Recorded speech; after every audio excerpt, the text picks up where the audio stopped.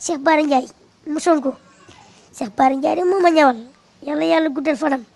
li mu bëgg ci Ousmane Sonko yàlla ko yàlla may yàlla ko yàlla may loolu daal lay ñaan am naa droit ñaanalaate am nga droit ñaanal kon damay ñaan nag damay ñaan Cheikh Bara Ndiaye loo bëgg ci Ousmane Sonko bu fekkee da nga bëgg mu toog président yàlla ko yàlla may fekkee da nga bëgg mu doon leneen lan ko yàlla may man am naa droit ñaan damay ñaan waaw damay ñaan mais gis nañ sa benn vidéo nga takk li nga xamante ne mooy bracelet ne da ngay jàppale ki nga xamante ni mooy Ousmane Sonko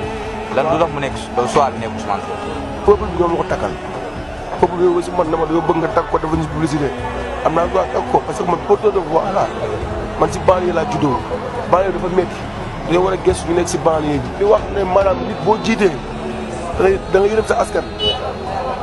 jiit da ngay am yërmande sa askan di leen gëstu di leen xool